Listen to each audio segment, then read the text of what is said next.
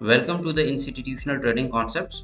Session 2 के अंदर मैं आप सब लोगों को वेलकम करता हूं, जिसके अंदर हम high probability trade zone failed rejection block को स्टडी करने जा रहे हैं।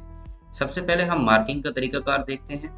हमें स्ट्रक्चर को मार्क करते हुए फाइंड आउट करना है ब्रेक ऑफ स्ट्रक्चर, और किसी भी डायरेक्शन में अगर ब्रेक ऑफ स्ट्रक्चर हो जाता है, सपोज अगर हमारे पास break of structure sell side पे है, तो हम स्विंग लो को मार्क करेंगे, क्योंकि यही स्विंग लो फ्यूचर में हमारे पास फेल्ड रिजेक्शन ब्लॉक बनेगा।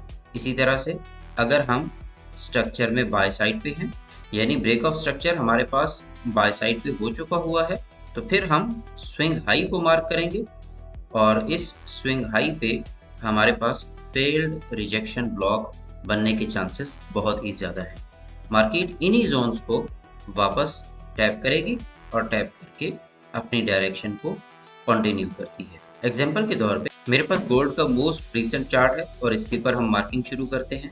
इस स्ट्रक्चर के अंदर अब हम break of structure find out करेंगे। तो सबसे पहले मैं सेल साइड के लिए ब्रेक ऑफ स्ट्रक्चर मार्क करूंगा। ये हमारे पास ब्रेक ऑफ स्ट्रक्चर है, और इस ब्रेक ऑफ स्ट्रक्चर के बाद अब हमने स्विंग लो को आइडेंटिफाई कर, ये हमारे पास एक स्विंग लो है और यकीनन इसी जगह पे हमें रिजेक्शन ब्लॉक मिलता है, और ये हमारे पास एक रिजेक्शन ब्लॉक। अब इस रिजेक्शन ब्लॉक को अगर हम देखते हैं, इस रिजेक्शन ब्लॉक में मार्केट ने सबसे पहले इसके नीचे बाकायदा क्लोजिंग दी है, जो कि एक इम्पॉर्टेंट क्राइटेरिया है वैलिड रिजेक्शन ब्लॉक के लिए।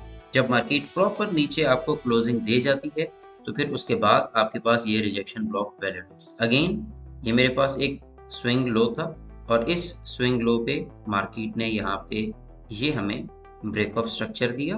ब्रेक ऑफ स्ट्रक्चर के साथ यहाँ अगर मैं देखता हूँ तो प्रॉपर नीचे मुझे क्लोजिंग मिल रही है, और इस क्लोजिंग के बाद मार्केट वापस अपने इसी रिजेक्शन ब्लॉक को यहाँ पे टैप करने आ रही है। तो ओवरऑल जब हम इसको स्टडी कर रहे हैं, फेल्ड रिजेक्शन ब्लॉक को as a key level trade करने के लिए नंबर 1 हमारे पास ब्रेक ऑफ स्ट्रक्चर होना चाहिए अगर हम सेल साइड पे हैं। उसके बाद हमने स्विंग लो को मार्क करना है, और इसी स्विंग लो पे जो हमारे पास रिजेक्शन ब्लॉक होता है उसके नीचे प्रॉपर क्लोज होना चाहिए। जब तक मार्केट प्रॉपर क्लोज नहीं देती, हमारा रिजेक्शन ब्लॉक जो है वो failed rejection block as a key level use नहीं होगा।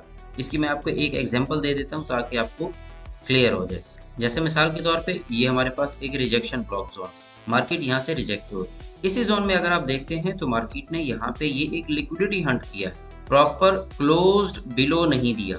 तो जब तक कैंडल नीचे आपको 2 या 3 कैंडल्स क्लोज्ड बिलो नहीं देती, तब तक आपने इसको as a failed rejection block use नहीं करना। जैसे फॉर एग्जांपल ये एक जोन है, इस जोन में मार्केट ने प्रॉपर नीचे क्लोज दिया है। इस जोन में ये देखें, ये प्रॉपर क्लोज दिया है, तो ये फ्यूचर के लिए हमारे पास एक जोन मार्क हो चुका है। मार्केट हमें इस जोन से एक रिएक्शन दे सकती है। नेक्स्ट सेशन के अंदर मुलाकात होगी। टेक केयर, अल्लाह।